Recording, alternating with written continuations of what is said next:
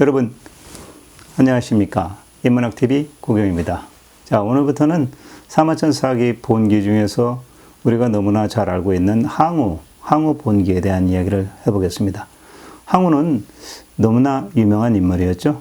항우는 통일 진나라를 멸망시키고 그 이후에 초안전쟁에서 유방을 상대로 싸우다가 지고 죽게 된 패자입니다. 항우와 유방, 초안전의 주연인 거죠. 진나라 말기에 진나라의 가혹한 법과 사상에 의해서 진나라의 민심이 흉흉해지고 혼란이 시작됐을 때 이 항우가 그의 용맹함과 그리고 그의 재능을 기회로 삼아가지고 젊은 나이에 초나라의 패왕이 된 그러한 사람입니다. 하지만 이 항우의 단점이었던 성격, 그러니까 잔인성 내지는 급한 성격, 그 다음에 자만심, 너무나 강한 자존감 이런 것 때문에 항우는 성격상에 또 문제가 있었고, 그리고 공정하지 못한 그러한 평가를 하기 때문에 항우는 갈수록 어떤 한정된 인간관계 때문에 결국은 더 자기의 세력을 확장하지 못하고 스스로 고립되고 마는 그런 인물로 평가되는 게 항우라고 볼 수 있겠습니다. 또 심지어 이 항우는 자기가 아부라고 불렀던 범증과의 갈등이 또 심화되면서 서로 갈라서게 되는 그런 상황까지 이어지게 되죠. 그래서 매번 항우가 어떤 전쟁에서 승리를 하면서 진나라도 멸망시키고, 그리고 초안전에서 유방에게 많은 힘겨운 점을 던져줬는데도 불구하고 마지막 최후의 전투에서 유방에게 참패를 하게 되고 항우는 그때 목숨을 잃고 마게 되는 운명을 맞았습니다. 사마천이 이와 같은 항우에 대해서 굳이 제왕들의 그 기록을 하고 있는 본기에 남기게 된 이유는 이렇게 설명을 하고 있습니다. 아마 사마천이 항우에 대한 어떤 애정을 갖고 있지 않았던가라는 그런 생각, 그리고 항우가 갖고 있었던 여러 기질 중에서도 물론 단점들도 많이 있지만 그 중에서 항우만이 가질 수 있는 그런 장점의 기질, 그런 것들을 좀 더 높이 샀기 때문에 아마 사마천이 사기 본기에다가 과감하게 제왕들의 전기 중에 하나인 항우 본기를 실지 않았나, 이런 생각도 듭니다. 항우가 진나라를 멸망시킨 그러한 공력을 높이 샀기 때문에 하지 않았나라는 생각도 듭니다. 자, 이전까지의 본기 내용을 쭉 보면 사실상 그 내용이 좀 딱딱한 그런 내용이었는데, 이 항우 본기에서는 사마천이 기록하고 있는 내용들을 쭉 읽어보다 보면 마치 영화의 한 장면, 소설의 한 장면을 보는 듯한 그러한 기록으로 남겨놓았습니다. 자, 이번 항우 본기에서 이제부터 제가 몇 차례에 걸쳐서 여러분들에게 항우에 대한 이야기를 할 건데요. 여러분들이 많이 보았던 초안전, 영화로도 보았고 소설로도 보았고 하는데, 저는 사마천 사기 항우 본기를 기준으로 해서 여러분들에게 이야기해 보도록 하겠습니다. 오늘 첫 시간으로 항우의 성장 과정, 그리고 항우의 어떤 인품과 성품에 대한 이야기, 그리고 항우의 작은아버지였던 항량이 이 진나라 말기의 혼란한 시점에 초나라를 다시 이렇게 나가는 그 과정까지의 이야기를 해보도록 하겠습니다. 자, 그러면 본기 내용으로 들어가서 항우의 어렸을 때의 그 출생과 성품에 대한 이야기를 먼저 해보도록 하겠습니다. 항우는 원래 이름이 적입니다. 그래서 우리는 항적이라고도 부르죠. 근데 이제 편의상 계속 항우라고 표현하도록 하겠습니다. 이 항우는 중국의 동쪽 하상이라는 지역에서 태어났습니다. 원래 항우의 조상은 전국시대 말기에 초나라의 장군이었던 항연이라는 사람이 있는데, 이 사람이 할아버지입니다. 항우의. 근데 이 할아버지 항연이 사실은 전국시대 말에 초나라의 장수로서 진나라의 왕전이라는 장군이 이끄는 60만 대군과 싸우다가 결국 패하게 되고 자결한 사람입니다. 그래서 그 후손이 항우인 거죠. 근데 이 장수였던 항연의 아들이 3명이 있었습니다. 이야기는 나와 있지 않습니다만 항우의 아버지가 큰아들이고, 그리고 항량, 세 번째로 항백, 이렇게 해서 아들 3형제가 있었다고 합니다. 근데 일단 이 작은아버지였던 항백과 항량이 항우를 어려서부터 이렇게 키워줍니다. 당시에 작은아버지 항량이 진나라에 대해서 단기를 들고 봉기를 일으켰을 때 당시 항우의 나이는 24살이었다고 합니다. 그러니까 가장 젊고 활기찬 그런 나이였던 거죠. 자, 이런데 항우가 아주 어렸을 때 이야기가 있습니다. 어떤 내용이냐면 항우에게 글 공부를 시켰는데 이 글도 제대로 잘 쓰지도 못하고 좀 능력이 떨어졌다라고 이렇게 보는 거죠. 그래서 작은아버지 항량이 이번에는 항우에게 검술을 가르쳤는데 이 역시 검술도 뭐 제대로 하지 못하고 뭐 이럽니다. 그러니까 작은아버지였던 항량이 항우에게 화를 바짝 내면서 뭐라고 꾸짖었다고 합니다. 그러니까 이 소리를 들은 항우가 자기의 작은아버지 항량에게 이렇게 말을 합니다. 아니, 글은 내 이름 석자만 쓸 줄 알면 되는 거 아닙니까? 그리고 검술도 내가 한 사람하고 싸워서 그 사람한테 지지만 않으면 되는 거 아닙니까? 그러니 차라리 공부도 필요 없고 검술도 필요 없고 저에게 딱 10,000명을 상대해서 이길 수 있는 그러한 기술을 좀 배우고 싶은데 그거를 좀 가르쳐 주세요 라고 자기 작은아버지에게 답을 했다고 합니다. 그래서 이때 이 항우가 한 이야기를 고사성어에서 만인지석이라는 말을 하고 있습니다. 그러니까 10,000명에 대해서 우두머리 10,000명을 상대하는 것 이런 것을 의미하는 거죠. 그러니까 항량은 항우를 보고 이때부터 야, 이 항우가 조카놈이 그래도 뜻은 크구나 라는 것을 눈치챘다고 합니다. 그래서 작은아버지 항량이 조카인 항우에게 병법을 결국 가르쳐 줬다고 합니다. 근데 병법을 가르쳐 주겠다고 항우한테 얘기하니까 일단 무척 좋아는 했는데 이 병법 배우는 공부마저도 아주 깊이 있는 경지까지 못하고 대충 하다가 그냥 끝냈다라고 사마천은 기록을 하고 있습니다.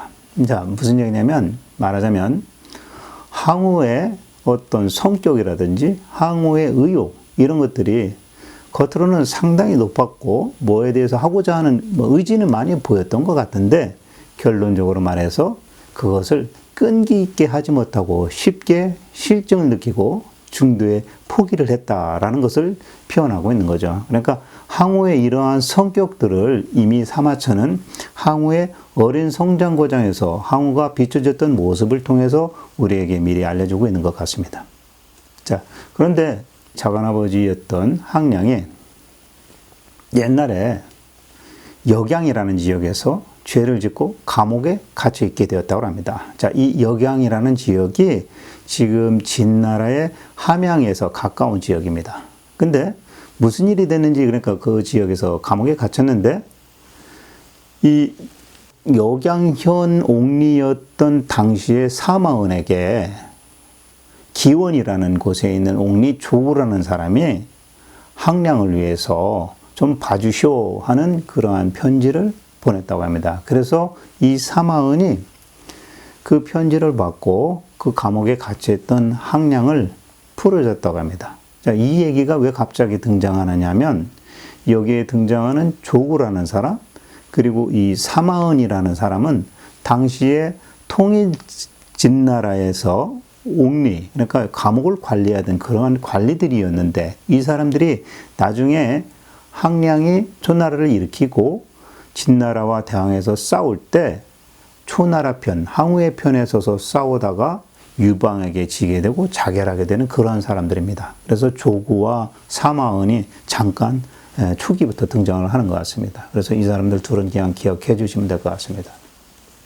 그리고 이 작은 숙부인 항량이 어느 날 사람을 죽이게 되었습니다. 그래서 일단은 사람을 죽인 죄로 잡히게 되면 자기도 죽게 되니까 일단 자기 몸을 피해서 옛날 춘추전국 시대 때 오땅에 오나라 땅입니다. 그러니까 지금으로 치면 상하이 그 장강 아래쪽입니다. 그래서 이 땅을 우리는 회계라고 하는데 이 회계 지역으로 항량이 몸을 피해서 넘어오게 됩니다. 근데 이 항량이 그 지역으로 와서 이제 다시 거기서 이제 주변 사람들을 만나고 사귀고 뭐 인간관계를 갖고 그러지 않겠습니까?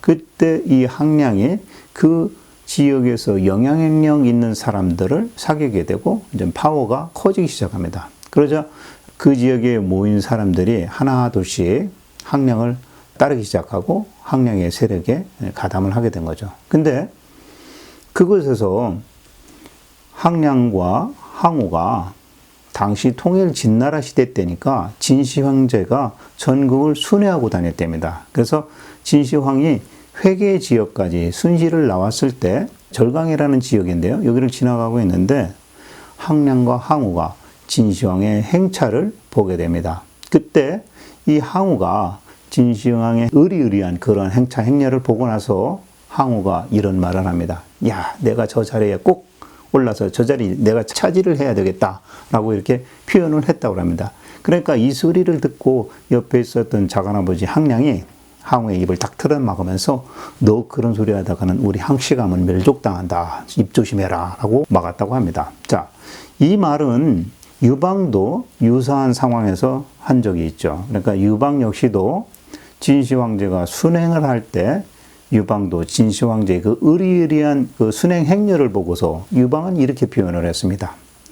야, 대장부라면 저 정도는 돼야지 라고 표현을 했다고 합니다. 그러니까 똑같은 진시황의 행차를 보고 항우는 저 자리가 내 자리를 만들어야 되겠다. 저 자리를 내가 차지해야 되겠다라는 그런 포부를 밝혔고, 유방은 진시 황제의 그러한 막강한 권력을 인정하는 표현을 한 거죠. 사내 대장부라면 저 정도는 해야 된다라고 그렇게 표현한 거죠. 자, 이 표현만 봐도 유방의 성격, 그 다음에 유방의 어떤 패턴, 그리고 항우의 성격과 항우의 어떤 패턴, 이런 것들을 대비해서 우리가 이해할 수 있는 거죠. 자, 이 이야기가 이제 좀 다른 데로 흘러가는데 돌아오겠습니다. 자, 이러한 이야기를 항량이 항우로부터 듣고 나서 항우가 또 한 번, 야, 이 항우라는 조카애가 보통 인물은 아니겠구나. 얘가 성장을 하게 되면 뭔가 한가닥 하겠구나 라고 생각을 했다고 합니다. 사마천은 또 장성한 항우에 대한 외모에 대해서 기록을 하고 있습니다. 사마천이 말하기를 항우의 키가 8척이었다라고 합니다. 자, 한 척의 크기가 23cm 정도 된답니다. 그러니까 8척이면 지금 현재로 치면 약 한 키가 190cm, 아주 훨씬한 그러한 키죠. 그리고 이 항우가 힘이 상당히 좋아서 당시에 무쇠솥이 있는데 이런 것들은 뭐 워낙 큰지 몰라도 혼자서 들기 어려운 그런 정도였는데 항우가 힘이 장사라서 그런지 그러한 솥을 자기 혼자 힘으로 들어 올렸다. 그래서 그 지역의, 회계 지역의 사람들은 그러한 항우의 훨씬한 키, 외모, 내지는 그러한 힘, 이런 거를 보면서 상당히 항우를 두려워하기 시작했다라고 사마천은 기록을 하고 있습니다. 자, 여기까지가 항우가 태어나서부터 24세, 25세 되는 그 과정까지의 항우에 대한 이야기였습니다. 자, 그러면 지금부터는 항우의 숙부인 항량이 진나라 말기에 각 지역에서 진승과 오강의 난이라고 우리가 많이 알고 있죠. 그래서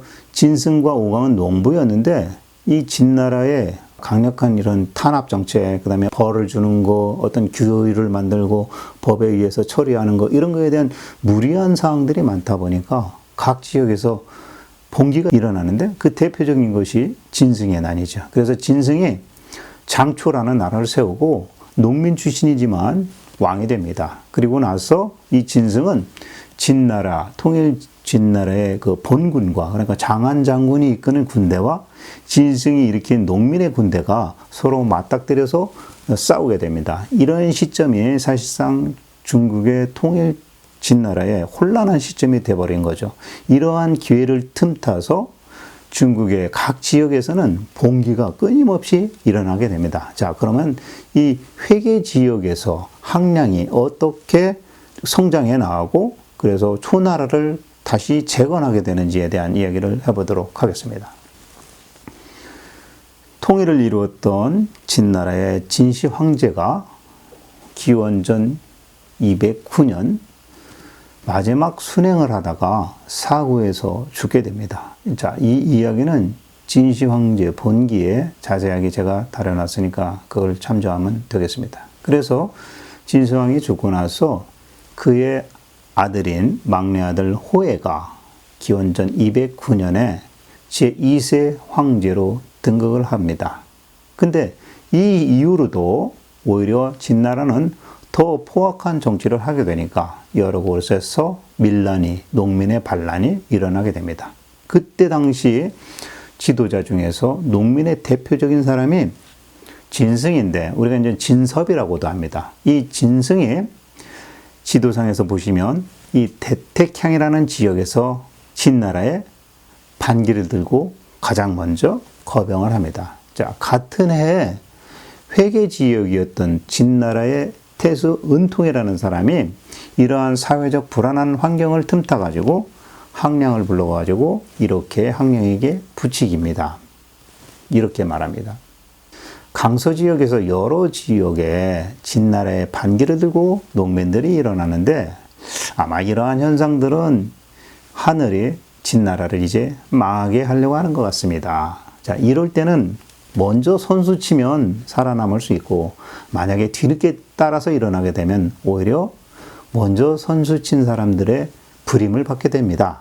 그래서 나도 이참에 진나라를 배신해서 거병을 하고 싶은데 내가 이런 일을 할 때 당신 항량과 환초라는 사람이 나를 좀 도와줬으면 좋겠어 라고 이야기를 합니다. 자, 그러니까 이 회계 지역의 진나라의 관리였던 태수 은통이 진나라를 반역을 하겠다 이런 말을 항량에게 한 거죠. 근데 이 말을 들은 항량이 도와주겠다고 말하는 게 아니라 오히려 그 말을 듣자마자 내가 너를 죽여버리고 내가 그거를 해야지 라고 은통이 한 말 그대로 행동을 해버립니다. 그러니까 은통이 이런 기회 때 선수치해야 된다라고 얘기한 거 아닙니까?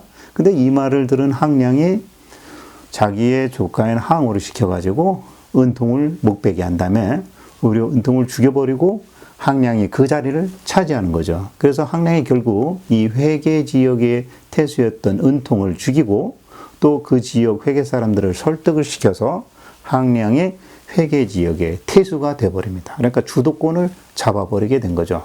자, 그러니까 항량이 오히려 자기에게 반역을 하자, 사실은 반역이죠. 거병을 하자라고 제안한 은통의 말을 자기가 먼저 실천해버린 거죠. 그래서 우리는 이 사자성어로 선즉제인이라는 말이 있습니다. 그러니까 이 말은 무슨 말이냐면 선수를 쳐서 상대를 제압하는 것, 이런 뜻입니다. 그래서 항량이 은통을 목베버리고 자기가 회계를 장악해버리게 된 거죠. 그때 당시 회계 사람들은 자기들이 태수가 갑자기 죽고 나니까 당황이 됐지만 결국은 이 항량이 이 은통이 하던 일, 생각했던 일, 이런 것들을 뭔가 부정적인 걸로 표현을 잘해서 그 회계 지역 사람들을 잘 설득을 시켰다고 합니다. 그리고 나서 이 항량이 회계에서 이제부터 정장을 모아가지고 군대를 꾸리게 되는데요. 그 당시에 장정 8,000명을 모으게 되었다라고 합니다. 그리고 나서 이때 항량은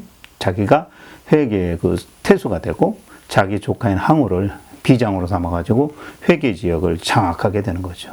자, 그리고 나서 얼마가 시간이 지난 다음에 이번에는 중국의 그 광릉 지역이라는 근처 지역, 옆 지역입니다. 광릉 지역에서 소평이라는 사람이 진승의 명령을 받고 왔다라고 하면서 회계 지역의 항량을 찾아옵니다. 그리고 나서 강동 지역은 이미 평정돼서 끝났으니까 이제 군사를 이끌고서 서쪽을 진격해가지고 진나라의 군사들을 막으라고 항량을 부추깁니다. 그러니까 항량은 그 즉시 자기가 갖고 있었던 8,000명의 군사를 이끌고 장강을 건너서 서쪽으로 진격을 합니다. 그때 그 서쪽에는 동양이라는 지역이 있었는데 그 지역에서도 마찬가지로 밀란이 일어나게 됩니다. 근데 그 밀란이 또 마찬가지 진나라에 이제 잔뜩 화가 난 백성들 한 2만 명이 밀란을 일으킨 거죠. 근데 그 지역에서 당시에 현령을 지내던 사람을 그 밀란군들이 잡아서 죽여버리고 그 밑에서 일했던 진영이라는 사람이 있었는데 이 진영이라는 사람이 상당히 어지럽는 모양입니다. 그래서 그 지역의 동양의 지역 사람들은 진영을 추대해가지고 진영 보고 진나라를 대신해서 우리를 좀 통치해 주시오 하면서 왕으로 적극 추대를 합니다. 그런데 이때 이 진영이라는 사람의 어머니가 자기 아들 진영에게 이렇게 말합니다.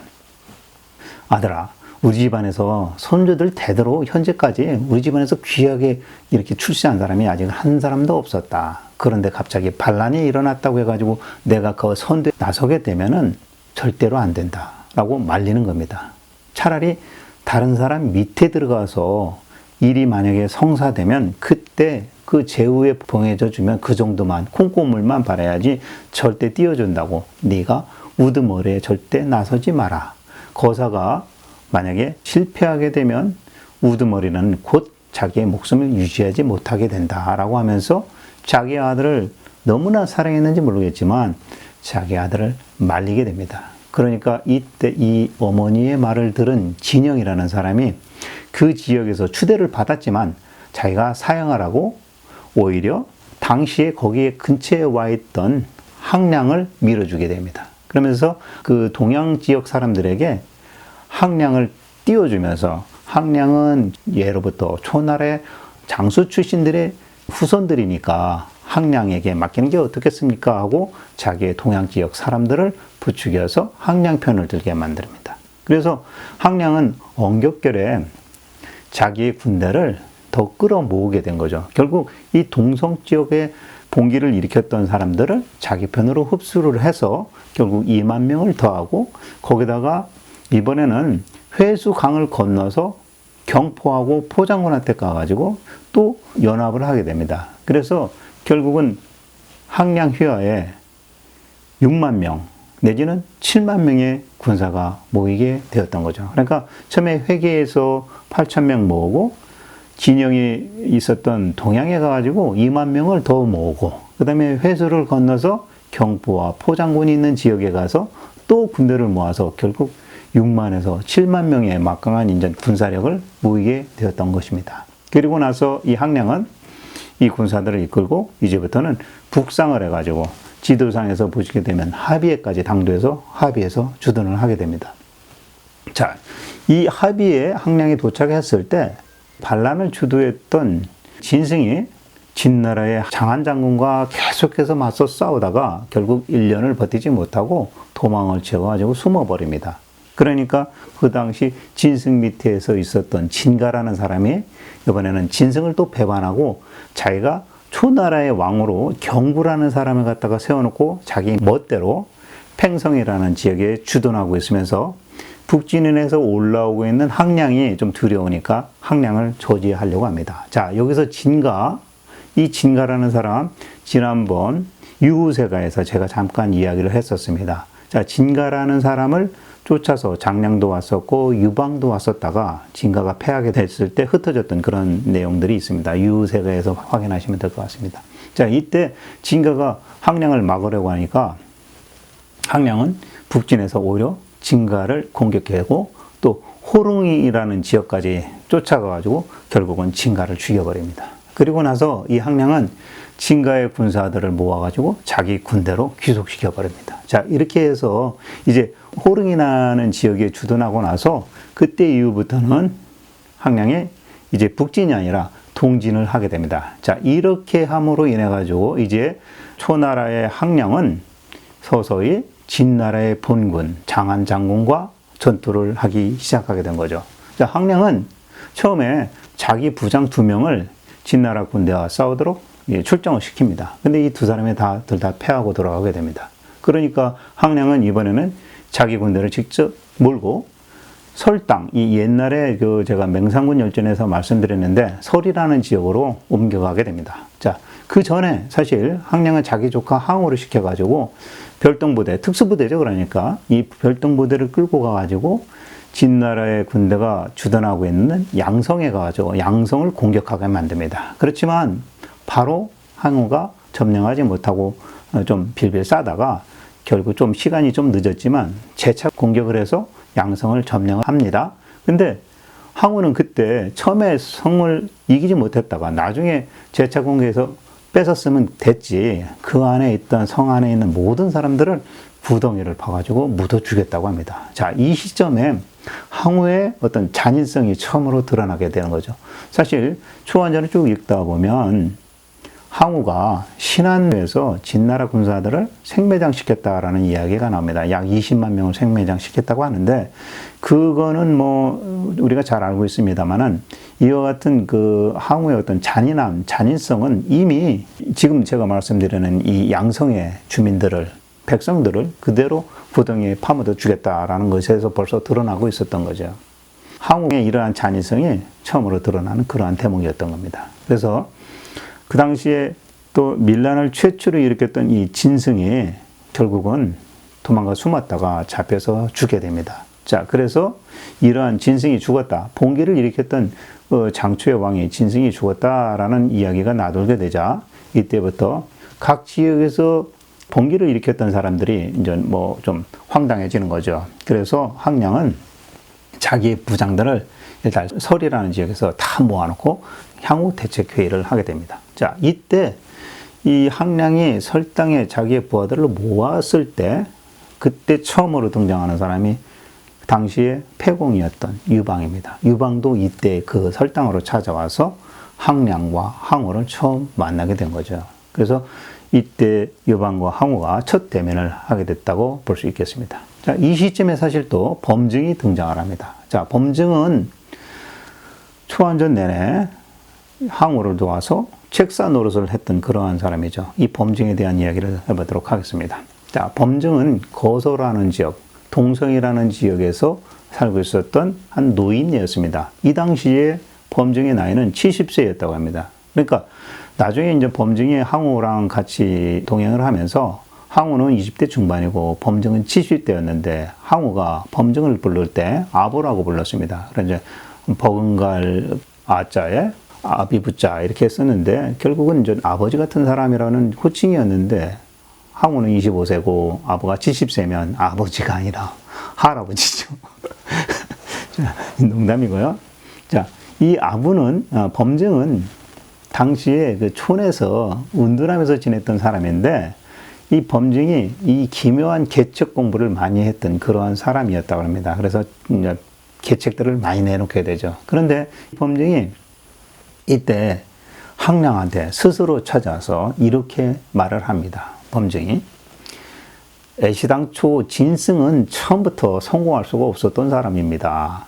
그리고 이 진나라가 6개, 전국시대 6개 국가를 멸망시켰을 때 사실 그 시점에 초나라는 가장 억울한 나라 중에 하나였습니다.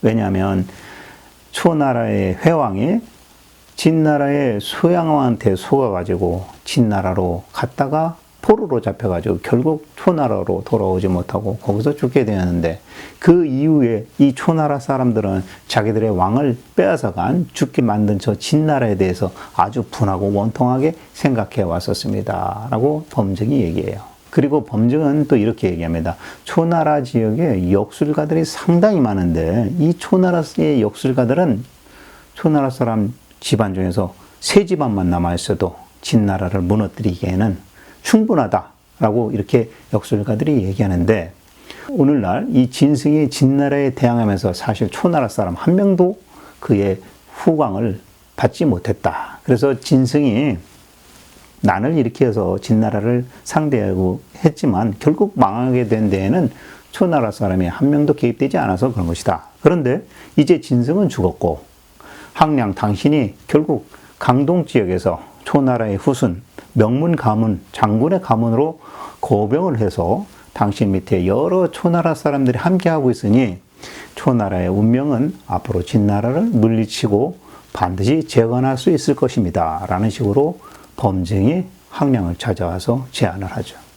항량은 범증의 말을 듣고 당신 생각이 옳습니다. 라고 하면서 범증을 이제 기용을 하게 된 거죠. 그러고 나서 즉시 일단은 왕을 세워야 되지 않겠습니까? 그래서 초나라 회왕, 그 진나라에 가서 죽게 된 그 회왕의 손자였던 웅심이라는 사람을 찾아냅니다. 근데 이 웅심은 초나라가 망하고 나서 일반 평민들하고 섞여 살면서 양치기를 하고 있었어요. 그러니까 일반 평민이 되었던 사람이었죠. 그래서 이 사람을 찾아가지고 다시 초나라를 세우고 초왕으로 이렇게 추대를 합니다. 그리고 이 초나라의 후손을 찾아서 다시 초왕으로 추대를 하는 것 역시 초나라 백성들도 상당히 반겨했다라고 말할 수 있겠습니다. 그래서 이 당시 이제 초나라의 웅심이라는 사람이 결국은 초나라 회왕이 되고 그 밑으로 2인자로는 아까 제가 말씀드렸었던 1인자가 타면 안 된다고 어머니가 말렸던 이 진영이라는 사람, 이 사람을 2인자로 붙여주게 됩니다. 그리고 이 초나라의 회왕과 진영은 지도상에서 우라는 지역에서 일단 머물게 합니다. 그리고 나서 항량은 자기 스스로 자기가 무신군이다라고 이러한 호칭을 갖게 됩니다. 자, 여기까지가 항량이 거병을 해서 이미 망해 끝나버린 초나라를 다시 세우게 되고, 이제부터는 진나라를 상대로 해서 본격적으로 전쟁을 하고 진격을 하게 되는 그러한 시점이 되겠습니다. 자, 그러면 여기까지 이야기 마치고 다음 이야기 또 예고해 드리겠습니다. 다음번에는 이 항량이 진나라의 장안 장군과 싸우다가 정도 전투에서 죽게 되고, 또 이 이후에 항우가 등장을 하면서 이제 제1인자로 초나라를 대표해서 진나라의 장안 장군과 거룩 전투까지 승리하게 되는 그 과정에 대해서 다음 편에서 이야기해 드리도록 하겠습니다. 자, 지금까지 시청해 주셔서 감사합니다. 제 오른쪽 제 사진 눌러주시면 구독 신청 되시겠습니다. 그리고 제 왼쪽에는 제가 올려놓은 참조할 만한 영상들을 올려놨습니다. 많이 시청해 주시기 바라겠습니다. 지금까지 시청해 주셔서 감사합니다. 다음 편에 또 뵙겠습니다.